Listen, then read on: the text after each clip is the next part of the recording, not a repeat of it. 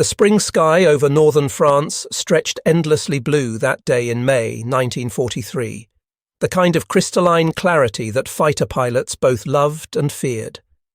At 25,000 feet, the air was thin and cold enough that ice crystals formed on the canopy edges despite the weak sunlight. General der Jagdflieger Adolf Galland adjusted his oxygen mask and scanned the horizon with eyes that had been doing this for more years than he cared to count. Below him, scattered white puffs marked where anti-aircraft batteries were throwing shells at the American bomber formation lumbering eastward.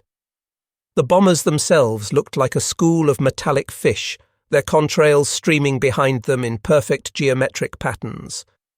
But Galland wasn't interested in the bombers, not today. His attention was focused on something else entirely, something that had been causing increasing concern among Luftwaffe pilots for the past few weeks. The Americans had brought in a new fighter, and the initial reports from frontline units had been, frankly, laughable. The aircraft was enormous, absurdly heavy by any reasonable standard of fighter design. When the first reconnaissance photographs had been circulated among the fighter squadrons, the reaction had been universal derision mixed with genuine confusion. What were the Americans thinking? The thing looked like someone had taken a medium bomber, stripped off most of the fuselage, and somehow convinced themselves they'd created a fighter aircraft. Galland's pilots had immediately christened it the Fliegende Milchflasche, the flying milk bottle. The name had spread through the Luftwaffe fighter arm like wildfire, greeted everywhere with the kind of dark humour that combat pilots used to cope with the absurdity and terror of their profession. During briefings, intelligence officers would show the silhouettes, and someone would invariably make a joke about how the Americans must be getting desperate if they were sending cargo planes to dogfight the superior German fighters. The laughter was genuine, the contempt real. After years of combat against the RAF, against the Soviets, against every enemy the Reich had faced, Luftwaffe fighter pilots had developed an almost religious faith in the superiority of German engineering and German tactics. And yet, as Galland pushed his Messerschmitt Bf 109 Gustav into a gentle climbing turn, tracking the ungainly American fighter that had separated slightly from its formation, he felt a nagging doubt. He had learned long ago to trust his instincts in combat. Something about this engagement felt wrong.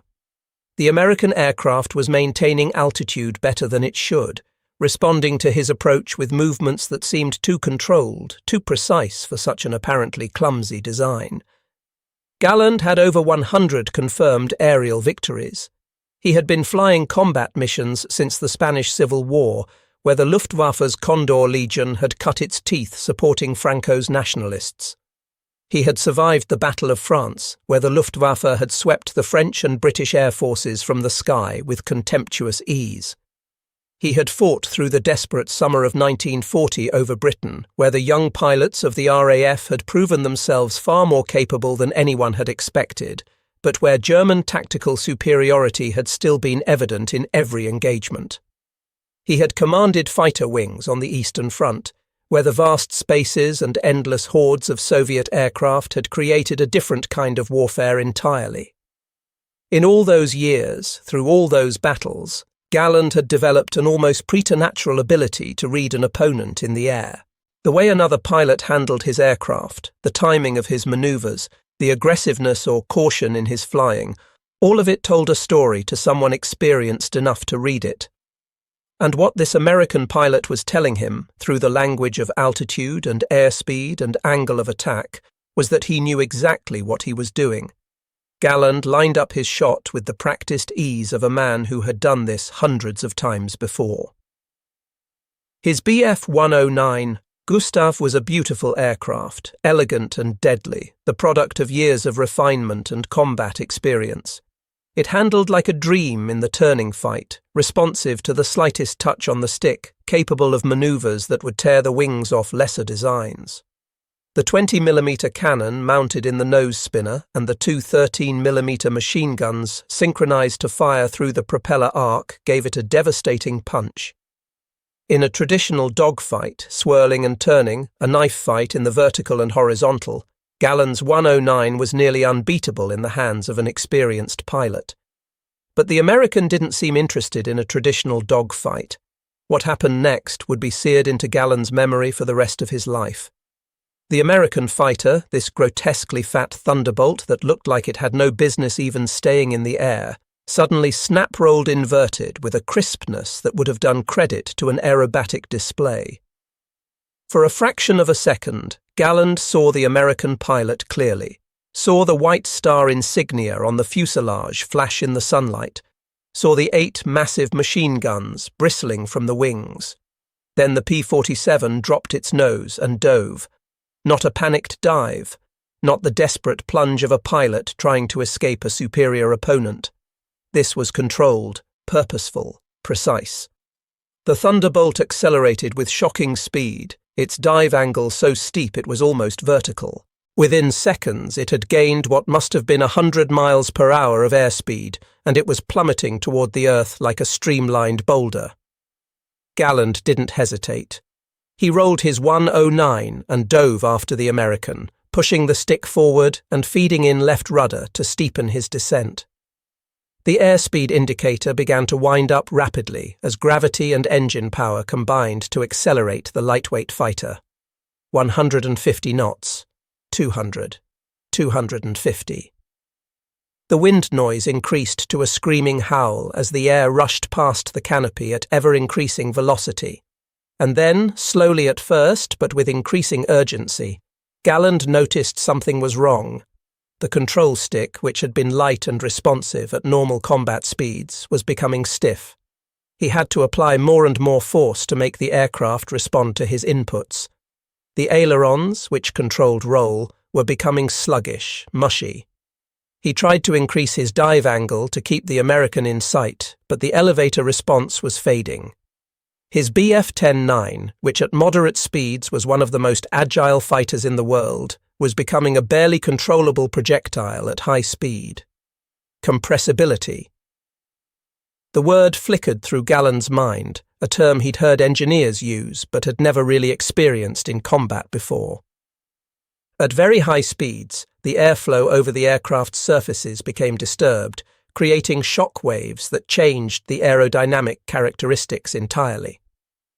Aircraft designed for conventional combat speeds, which was essentially every aircraft in service, behaved unpredictably and dangerously when pushed past a certain threshold.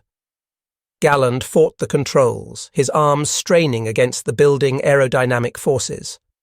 Below him, the American Thunderbolt continued its dive, but incredibly, it appeared to still be under complete control. The American pilot was making small corrections, banking slightly to avoid a patch of clouds, adjusting his angle with precision that should have been impossible at such speeds.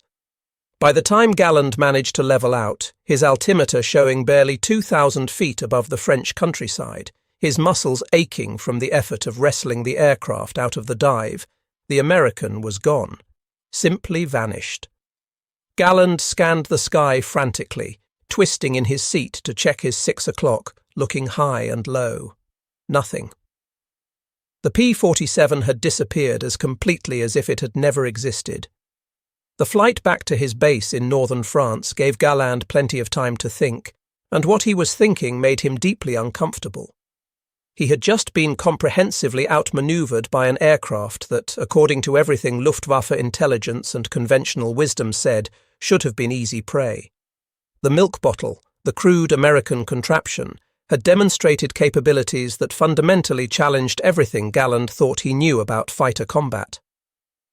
That evening, after debriefing and attending to the 100 small administrative tasks that being a General der Jagdflieger entailed, Galland sat down in his office and began to write.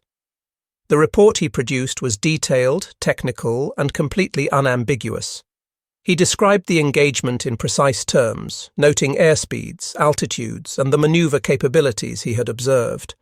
He collected reports from other units, other pilots who had engaged the P-47 and lived to tell about it. A pattern was emerging, and it was deeply troubling.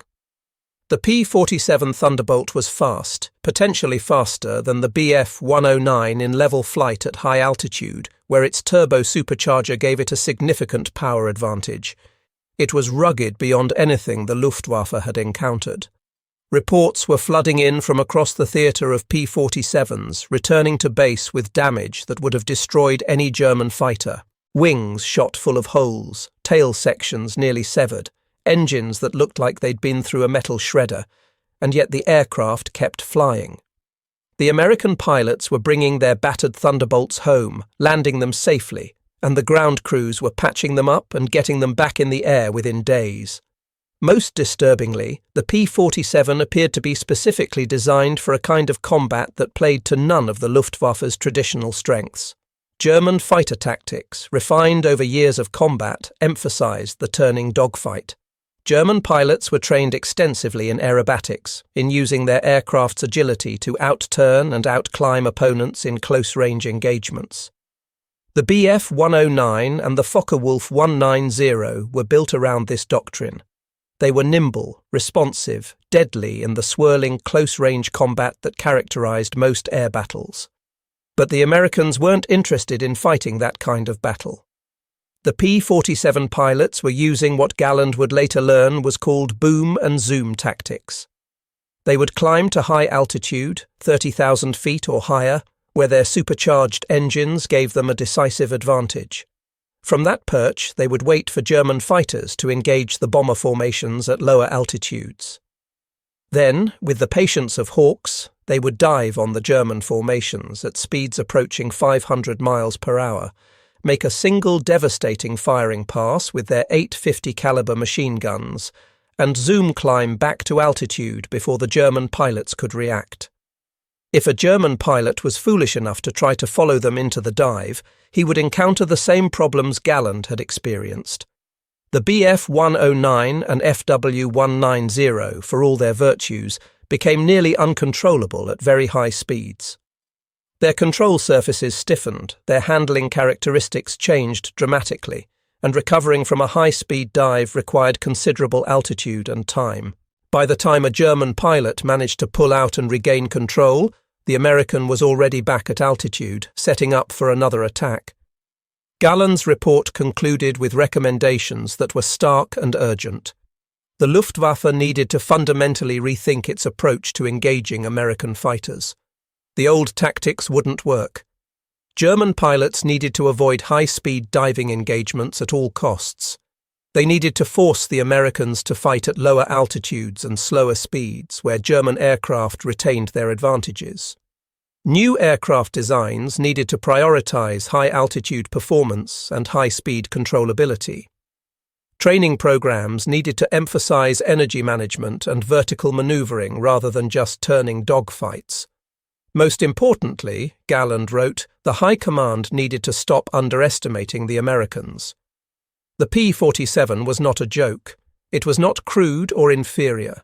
It was a serious, capable, and extremely dangerous opponent that represented a fundamental shift in the air war over Europe. Galland sent the report up the chain of command to Reichsmarschall Hermann Göring, with a covering note requesting immediate action and authorization to begin implementing tactical changes across the fighter force. Then he waited for a response. And waited. Days turned into a week. Galland heard nothing. He made discreet inquiries with staff officers at Luftwaffe headquarters, trying to determine if his report had even been read. The responses he got were vague and evasive. Finally, nearly 2 weeks after sending his report, Galland received a terse message. Reichsmarschall Göring required his presence at headquarters for a personal briefing on fighter operations. The summons gave a date and time, but no other details.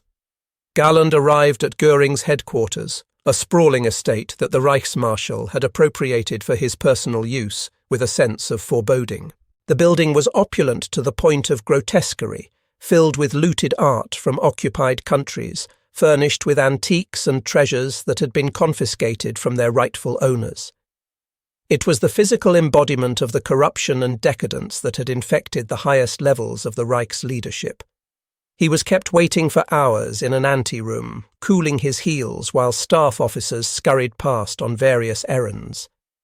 It was a deliberate power play, a way of reminding Galland of his place in the hierarchy. Finally, late in the afternoon, an aide informed him that the Reichsmarschall would see him now. Hermann Göring had once been an impressive man. In the First World War, he had been a fighter ace, commanding the famous Richthofen squadron after the Red Baron's death. He had been charismatic, energetic, a natural leader. In the early days of the National Socialist movement, he had been the Führer's right hand, helping to build the party and then the state.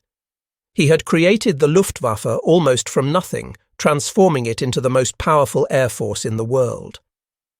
But by 1943, Göring was a grotesque parody of his former self. Years of self-indulgence had transformed him into a bloated, drug-addicted caricature. His uniforms were custom-tailored to accommodate his vast bulk and festooned with medals and decorations to the point of absurdity. His addiction to morphine, initially prescribed for old war wounds, had warped his personality and judgment. He lived in a fantasy world of his own creation, surrounded by sycophants who told him only what he wanted to hear. Most dangerously, Göring had developed an almost pathological inability to accept bad news or criticism. Any information that contradicted his worldview was dismissed as lies or defeatism. Any subordinate who persisted in presenting uncomfortable truths risked being labelled a traitor. The Reichsmarschall had created an information bubble around himself, and that bubble was getting smaller and tighter as the war situation deteriorated. When Galland entered Göring's office, the Reichsmarschall was standing at a large window, staring out at the manicured gardens. He didn't turn around immediately, letting Galland stand at attention for a long moment before acknowledging his presence. The briefing did not go well. Galland began by summarizing the situation in the West, the increasing numbers of American daylight bombing raids, the growing strength of the escort fighters, the losses being sustained by the fighter force.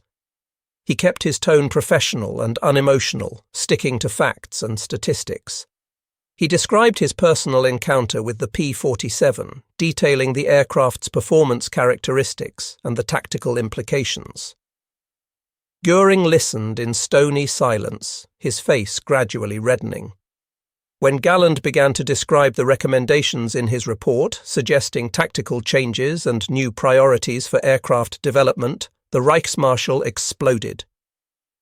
"This was defeatist propaganda," Göring roared.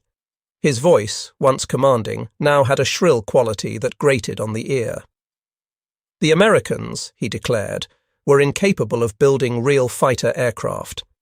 They were good at mass-producing refrigerators and automobiles, crude industrial goods for a crude industrial people, but they lacked the engineering sophistication and martial spirit necessary to create truly superior weapons. The P-47 might look impressive on paper, might seem threatening to pilots lacking in proper fighting spirit, but it was fundamentally inferior to German designs. Galland, keeping his voice level and respectful, pointed out that he had personally engaged a P-47, that he had observed its capabilities firsthand, that the performance he was describing was not based on intelligence reports or speculation, but on direct combat experience. This was exactly the wrong thing to say. Göring's face went from red to purple. "Are you questioning my judgment, Herr General? Are you suggesting that I, who commanded the Richthofen squadron, who have been flying and fighting since before you were born, do not understand aerial combat?" His voice was rising to a shout now. "Are you telling me that the Luftwaffe, which swept the skies clear of French and British aircraft, which has destroyed thousands of Soviet planes, is somehow inferior to American mongrels flying crude machines?" Galland stood at attention, his face carefully neutral, while Göring ranted. The Reichsmarschall paced back and forth, his massive bulk making the floorboards creak, working himself into an ever greater fury. The problem, Göring insisted, wasn't the American aircraft. The problem was the quality of German pilots.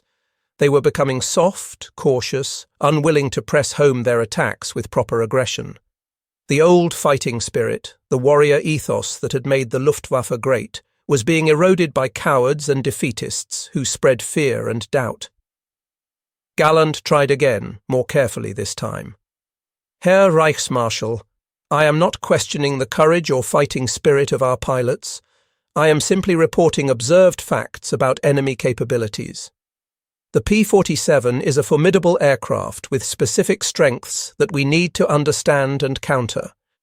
If we adapt our tactics, if we focus our development efforts on aircraft that can compete at high altitude, we can maintain our effectiveness. But we must acknowledge the reality of what we're facing. Goering waved his hand dismissively, the rings on his fingers catching the light. You worry too much, Galland. You've spent too much time listening to pilots complain and not enough time instilling the proper fighting spirit. The Luftwaffe is invincible when led properly, when our pilots remember that they are the heirs to a warrior tradition that goes back centuries. These American farmers and shopkeepers, flying in their heavy machines, are no match for German skill and courage.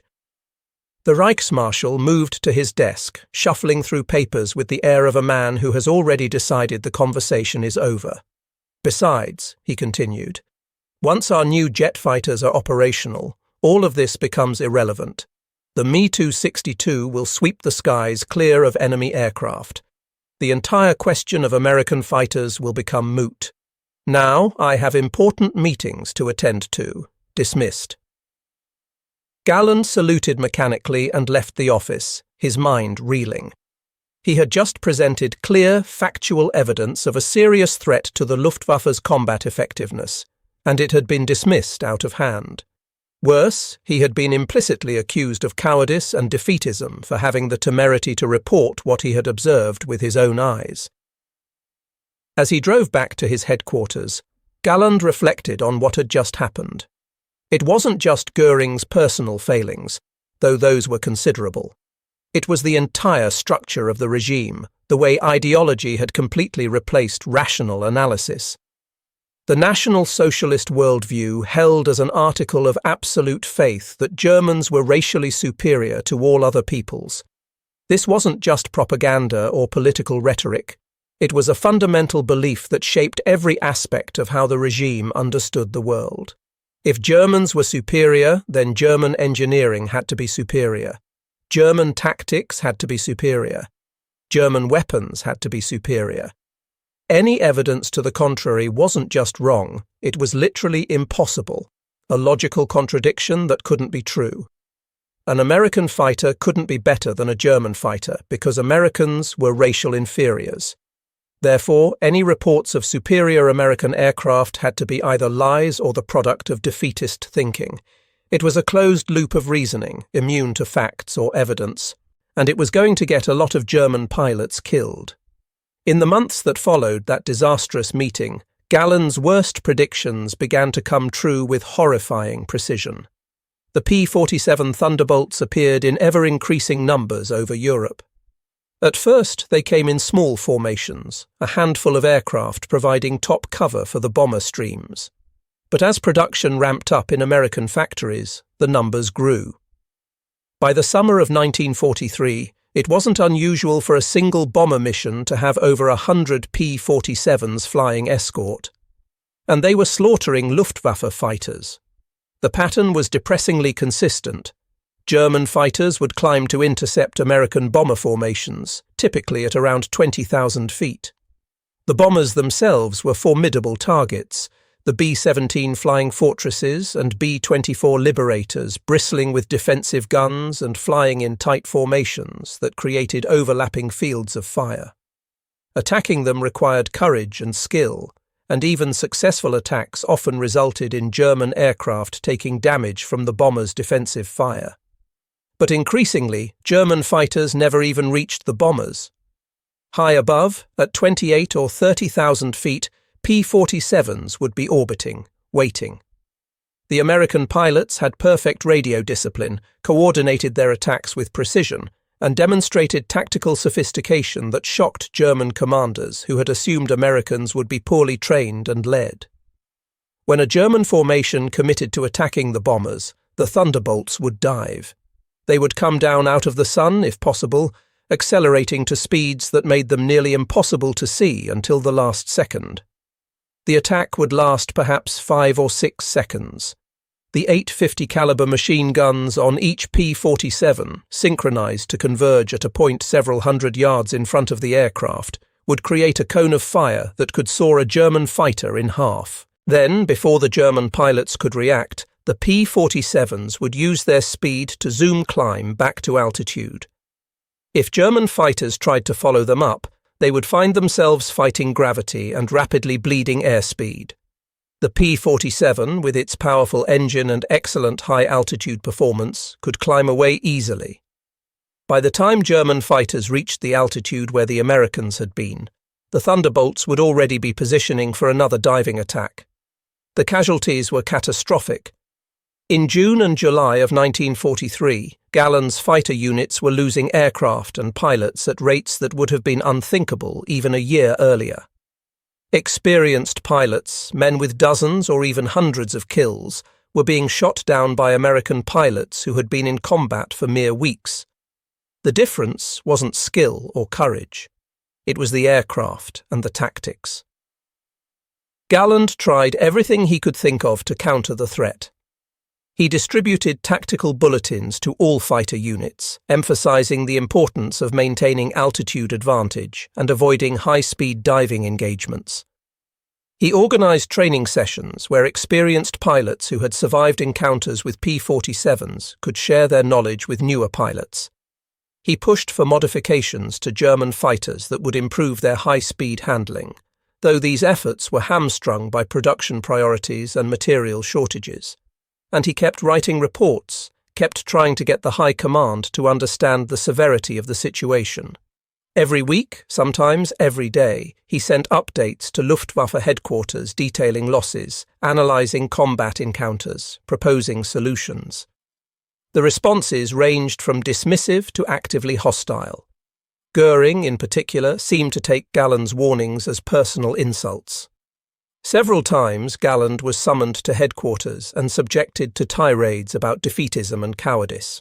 The breaking point came in late 1943 during a major staff meeting at Luftwaffe headquarters. The subject was the defence of the Reich against the growing Allied bombing campaign.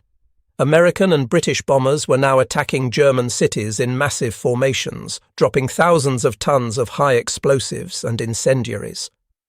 German cities were burning, civilian casualties were mounting, and the Luftwaffe seemed powerless to stop it. Goering was in a foul mood. The pressure from the top, from the Führer himself, was intense.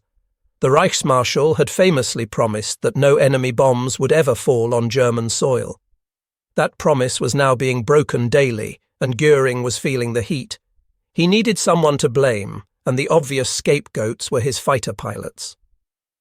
Galland sat through the first part of the meeting in silence, listening as Goering and his sycophants discussed the situation. The tone was predictable. The fighter pilots were cowards, they were incompetent, they were refusing to engage the enemy with proper aggression. They needed to be inspired with greater fighting spirit, perhaps even threatened with punishment if they failed to achieve results. When Galland could take no more, he stood up.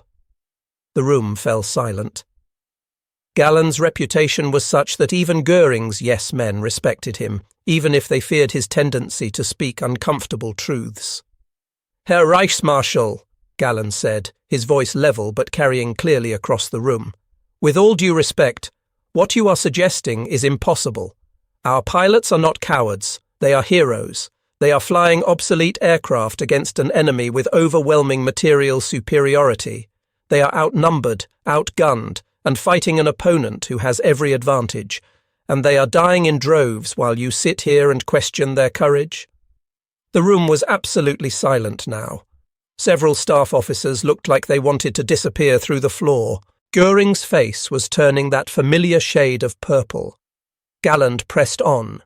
"The Americans are producing fighters that are superior to ours in key performance areas. The P-47 Thunderbolt is faster than our fighters at high altitude. It is more rugged, it is heavily armed, and it is being produced in numbers we cannot match.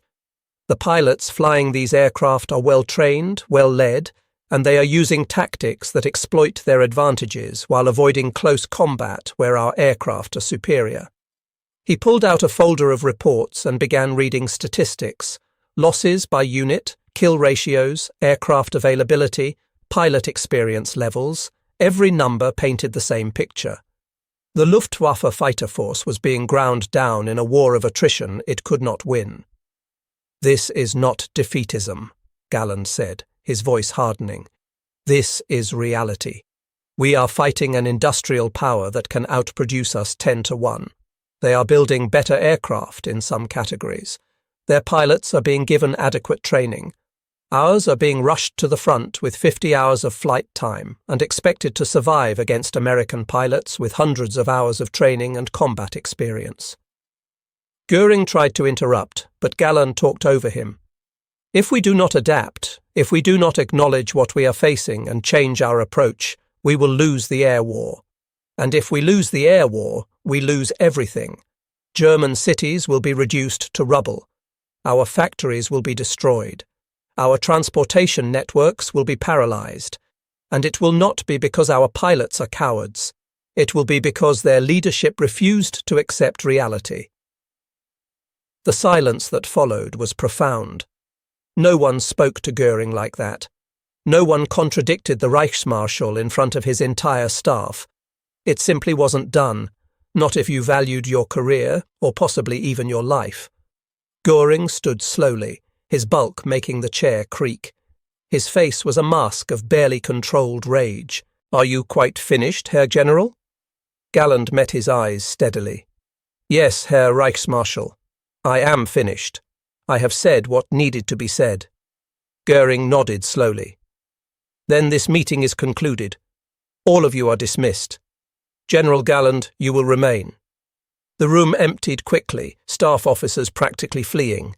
Galland remained standing at attention, waiting for whatever would come next.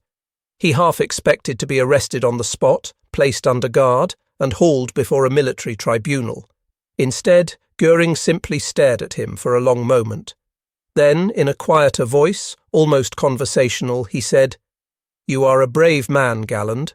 Brave in the air and brave here. Too brave for your own good, perhaps. But I will not punish you for speaking your mind. Not this time. However, you should know that there are limits to my patience. Continue to spread defeatist propaganda, continue to undermine morale with your pessimistic assessments, and there will be consequences. Do you understand?" Galland understood perfectly. He was being warned. One more step out of line, and his career, possibly his life, would be over. "Yes, Herr Reichsmarschall. I understand. Then we have nothing more to discuss. Dismissed." Galland left the headquarters knowing that he was now a marked man. Göring and his circle would be looking for any excuse to remove him from command. But Galland also knew that he had spoken the truth, and that sometimes speaking the truth was worth the consequences.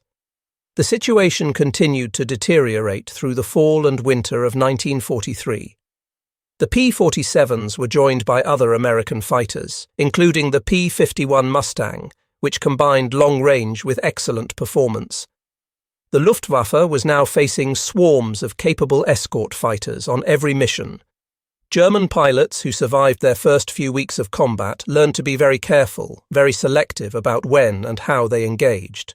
But inexperienced pilots, the young men being rushed through abbreviated training programs, were being shot down at horrific rates. Galland watched it happen with a sense of helpless rage. He knew what needed to be done. New aircraft designs optimized for high-altitude combat, improved training programs, better coordination between fighter units, development of new weapons like air-to-air rockets that could attack bombers from beyond the range of their defensive guns. All of it was technically possible, but it required resources, time, and most importantly, it required leadership willing to make hard decisions and face uncomfortable realities. Instead, the regime continued to live in a fantasy world.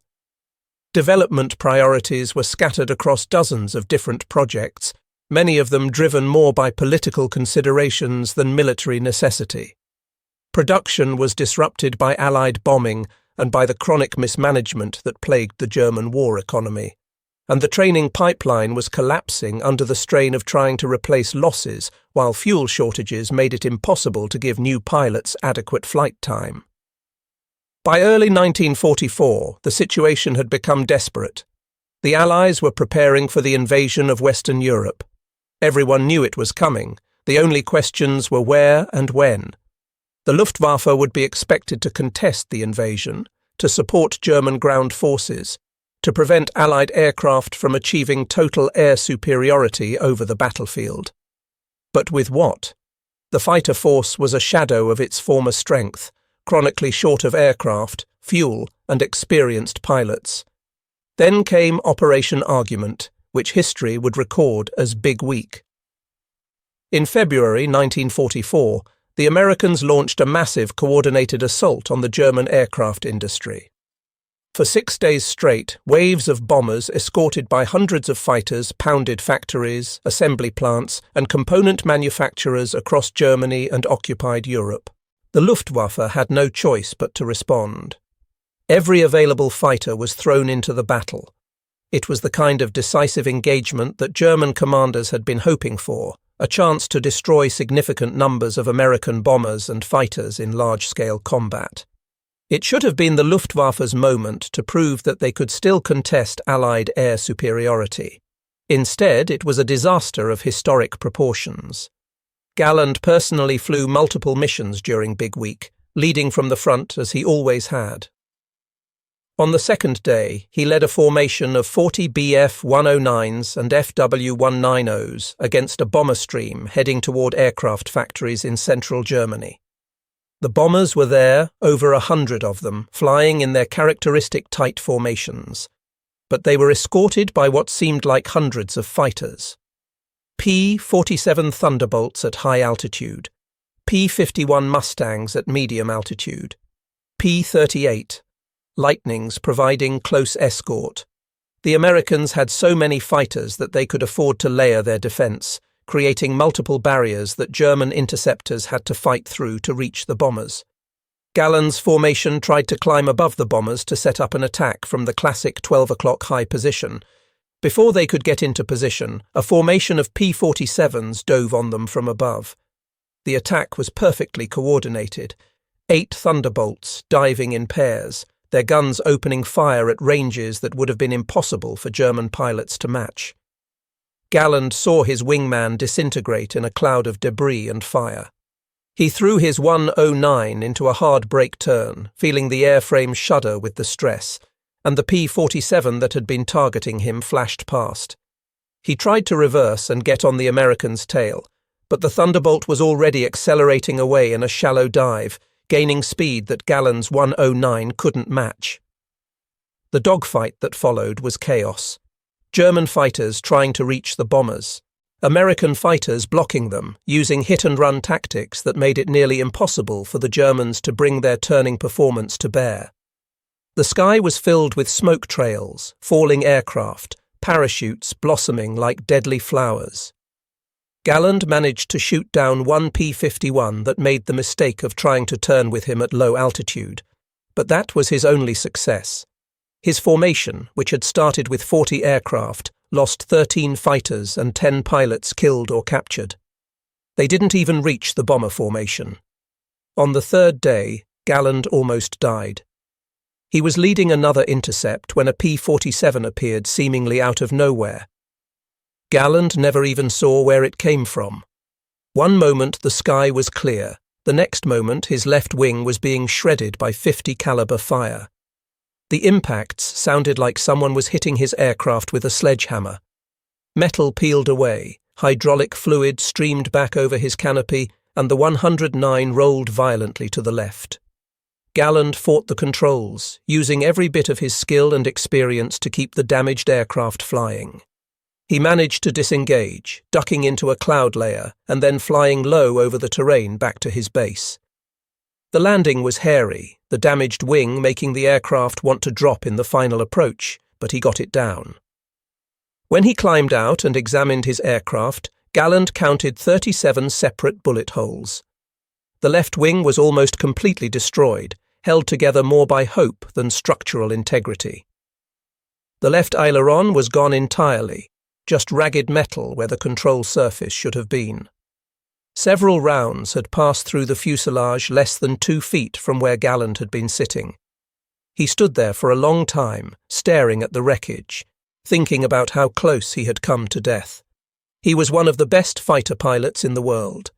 He had survived 6 years of almost continuous combat, and an American pilot, probably someone with a fraction of his experience, had nearly killed him because he was flying a better aircraft using better tactics. That night, Galland sat down and wrote another report. This one was even more blunt than his previous warnings. The Luftwaffe, he wrote, had lost the battle for air superiority over Germany. It was over. Done. The material and numerical superiority of the Allies, particularly the Americans, was so overwhelming that no amount of skill or courage could overcome it. German fighter production was about 3,500 aircraft per month at peak output, and that number was falling as Allied bombing disrupted the industry. American fighter production was approaching 4,000 aircraft per month and still climbing. The Americans could afford to lose aircraft and pilots at rates that would cripple the Luftwaffe because they could replace those losses within weeks. Germany was losing irreplaceable experienced pilots and couldn't build aircraft fast enough to keep up with attrition. The P-47 Thunderbolt alone represented everything wrong with the situation. By early 1944, there were over 3,000 P-47s in service with American units in Europe. They were being produced at a rate of 1 aircraft every hour at peak production. Republic Aviation's factory in Farmingdale, New York, was turning out Thunderbolts with industrial efficiency that was simply beyond anything Germany could match. And each P-47 represented not just an aircraft, but an entire industrial ecosystem. The R2800 engine was one of the most powerful and reliable aircraft engines ever built, produced in massive numbers by Pratt & Whitney. The armor plate protecting the pilot was high-grade steel manufactured to exacting specifications. The 850 caliber machine guns were products of a sophisticated small arms industry. The turbo supercharger that gave the P-47 its high-altitude performance was cutting-edge technology, mass-produced with precision. Galland's report laid out these facts in clinical detail. Then he made a prediction. By the end of 1944, the Luftwaffe would cease to exist as an effective fighting force. German cities would be at the mercy of Allied bombers. The planned invasion of France would succeed in part because the Luftwaffe would be unable to contest Allied air superiority over the battlefield. And thousands of German pilots would be dead, not because they were cowards or incompetent, but because they were sent to fight an unwinnable battle with inadequate resources. The report ended with a recommendation that Galland knew would never be accepted. Germany should begin seeking terms for peace while it still had some bargaining position. The war was lost. Continuing to fight would only result in more destruction and death. Göring's response to this report was to have it classified and filed away. Galland was informed through intermediaries that he should refrain from writing any more such reports. His defeatist attitude was becoming a problem. He should focus on inspiring his pilots to greater efforts rather than dwelling on difficulties. Galland knew then that there was nothing more he could do within the official channels. The system was broken. The leadership was living in a fantasy world, and the Luftwaffe was going to be destroyed because no one with power was willing to face reality. By the summer of 1944, the situation had gone from dire to catastrophic. The Allies had successfully landed in Normandy. Allied fighter bombers, including large numbers of P-47s, were roaming over France and Germany, shooting up anything that moved. German pilots who had once dominated the skies were now flying survival missions, trying to get through each day without being killed. The training pipeline had completely collapsed. New pilots were arriving at frontline units with less than 50 hours of total flight time. Some had never fired the guns on their aircraft before their first combat mission. They were being thrown into combat against American and British pilots who had hundreds of hours of training and increasing amounts of combat experience. The attrition rate for these new pilots was beyond horrific. Some units were losing 70 or 80% of new arrivals within their first week of operations. Galland tried to implement programs to give new pilots some mentoring, some chance to learn from experienced pilots before being thrust into combat. But there was never enough time, never enough fuel for training flights, never enough experienced pilots who could be spared from combat operations. And the quality of the American opposition kept improving. By mid-1944, the P-47 pilots dominating the skies over Europe were, in many cases, combat veterans. They had learned their craft in the brutal school of aerial combat. They knew their aircraft intimately, understood its strengths and weaknesses, and flew with a confidence born of success. The tactical evolution was fascinating in a grim way. Early in the war, American fighter pilots had sometimes been guilty of overconfidence, breaking formation to pursue individual German aircraft and leaving themselves vulnerable. By 1944, that was rare. American formations maintained discipline. They worked in pairs and fours, covering each other, communicating constantly over radio, using coordinated attacks that made it nearly impossible for individual German pilots to survive. The P-47 had also evolved.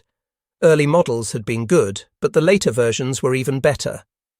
The P-47D, which began arriving in large numbers in late 1943, had a more powerful engine and better performance. The P-47M and N variants, which appeared in 1944, were even faster and more capable. The Americans were continuously improving their aircraft based on combat experience and feedback from pilots. Germany, by contrast, was stagnating. The Bf-109 and Fw-190 were essentially the same aircraft they had been in 1941, with only incremental improvements. More powerful engines had been installed, but these came with their own problems. The Bf-109G, with its larger engine, was actually less maneuverable than earlier versions, despite being faster. The Fw-190D, which appeared late in the war, was a good aircraft, but it came too late and in too small numbers to make a difference. The jet fighters, the Me-262 and the R-234, represented a technological leap forward. But they were plagued by development problems, production difficulties, and chronic engine reliability issues. And the top leadership's insistence on converting the Me-262 into a bomber rather than deploying it as a pure fighter wasted precious time and resources. Galland watched all of this with increasing frustration and anger. He was the general of the fighter arm, nominally in charge of all Luftwaffe fighters, but in practice he had almost no real authority. Göring interfered constantly, issuing contradictory orders, changing priorities on a whim, and refusing to delegate any real decision-making power. The final breaking point came in November 1944.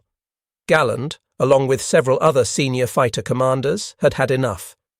They drafted a letter to Göring that was, by any reasonable standard, an act of mutiny. The letter stated, in blunt and unambiguous terms, that the current leadership of the Luftwaffe was incompetent, that Göring himself was the primary obstacle to effective operations, that his constant interference, his refusal to accept reality, and his vendetta against officers who told him uncomfortable truths were destroying the fighter force. The letter demanded that Göring either step down from active leadership of the Luftwaffe or delegate real authority to competent operational commanders.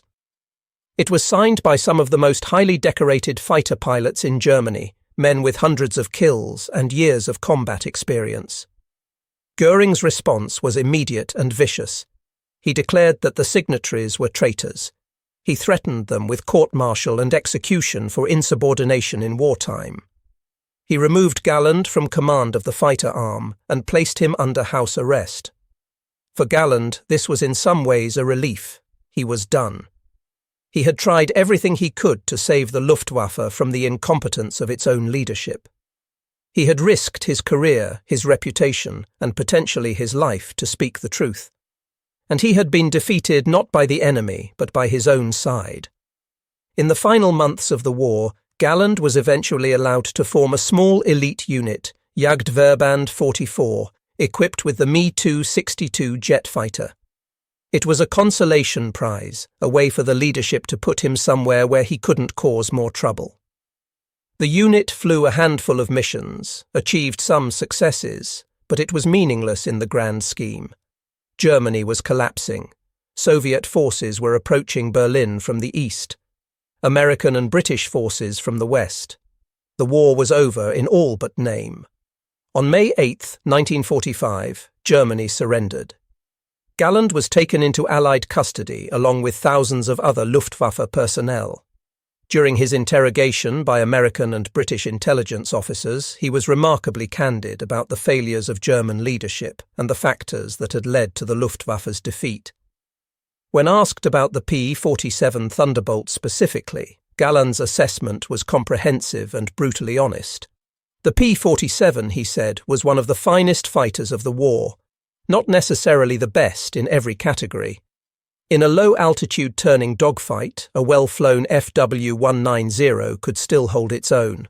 But the P-47 was optimized for the kind of war the Americans needed to fight, and it was produced in numbers that made German production look pitiful. The Thunderbolt was rugged almost beyond belief. German pilots reported pumping cannon shells into P-47s and watching them absorb the damage and keep flying. It was fast, particularly at high altitude. It had tremendous range with drop tanks, which meant it could escort bombers deep into Germany and still have fuel for combat. And it was armed with 850 caliber machine guns that created a devastating volume of fire. Most importantly, Galland emphasized, the P-47 pilots had excellent tactics. They used the aircraft's strengths, avoided its weaknesses, and worked together with a level of coordination that German formations rarely matched by late in the war. The combination of good aircraft, good training, good tactics, and overwhelming numbers had made the P-47 nearly unbeatable in the strategic situation of 1943 to 1945.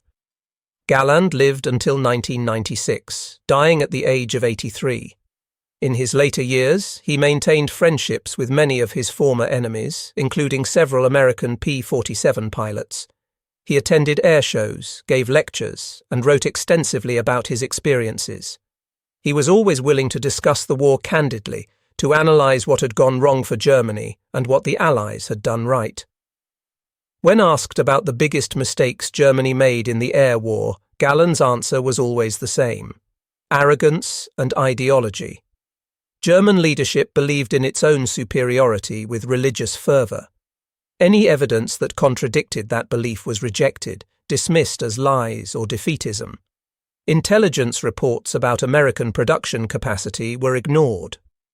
Combat reports about the effectiveness of Allied aircraft and tactics were suppressed. Officers who insisted on facing reality were punished. The P-47 story was emblematic of this larger problem. When the Thunderbolt first appeared, German intelligence and leadership should have immediately recognized it as a serious threat and adapted accordingly. Instead, they dismissed it as a joke because it didn't conform to German ideas about what a fighter should look like. By the time reality could no longer be denied, it was too late. The final statistics of the air war tell the story. The United States produced over 15,000 P-47 Thunderbolts during the war. At peak production, Republic Aviation was completing one aircraft every hour, working around the clock in shifts. Germany produced about 36,000 single-engine fighters total during the entire war, all types combined. And German production was constantly disrupted by Allied bombing, material shortages, and the chaos of an economy under siege. The kill ratios were equally stark. In 1943, when the P-47 first entered large-scale combat, German fighters still achieved rough parity, trading losses fairly evenly with American fighters. But by 1944, the P-47s were achieving kill ratios of 4-to-1 or higher. American pilots, with better training, better aircraft, and better support, were systematically destroying the Luftwaffe. Germany lost over 13,000 aircrew killed in 1944 alone. That's more than the entire pre-war strength of the Luftwaffe fighter force. They lost experienced aces, men with hundreds of kills. They lost competent squadron and wing commanders. They lost training instructors who had been pulled from training duties to fill gaps at the front, and they lost thousands of barely trained young pilots who never had a chance. The P-47, along with the P-51 Mustang and other Allied fighters, didn't just defeat the Luftwaffe in combat. They destroyed the entire system that supported German air power. They shot down fighters. They strafed airfields. They bombed factories. They attacked transportation networks that moved fuel and spare parts. They created an environment where training new pilots became nearly impossible because there wasn't fuel for training flights, and the training bases themselves were under attack. By early 1945, the Luftwaffe was finished as an effective fighting force. When Allied forces crossed the Rhine and drove into Germany, they did so under skies dominated by Allied aircraft. German cities were bombed at will. German ground forces moved by night because movement during the day brought swarms of Allied fighter bombers. The carefully cultivated image of the all-powerful Luftwaffe had been shattered completely. Adolf Galland's tragedy was that he saw all of this coming. He understood the mathematical reality of Germany's strategic position as early as 1943. He tried to warn his superiors. He tried to implement changes that might have mitigated the disaster. And he was silenced, sidelined, and ultimately removed from command because the truth he was telling contradicted the ideology of the regime he served. The story of Galland and the P-47 is ultimately a story about the importance of truth in decision-making. Galland was a patriot who loved Germany and wanted to defend his homeland. But he was clear-eyed enough to recognize reality and honest enough to speak it. In a rational system, his warnings would have been heeded. Tactical changes would have been implemented, development priorities would have shifted, training programs would have been reformed. But the Third Reich was not a rational system. It was built on lies and maintained through violence and intimidation. Truth was subordinate to ideology. Reality was whatever the top leadership said it was, and anyone who insisted otherwise was a traitor. The result was predictable and catastrophic. Germany lost the air war not because it lacked brave pilots or capable aircraft, but because its leadership refused to acknowledge what they were facing until it was far too late. The P-47 Thunderbolt, dismissed as a crude joke in 1943, helped destroy the Luftwaffe by 1945. And men like Galland, who tried to sound the alarm, were silenced and discredited. The lessons are timeless. Underestimate your opponents at your peril. Dismiss inconvenient truths at your own risk. Allow ideology to trump reality and you court disaster.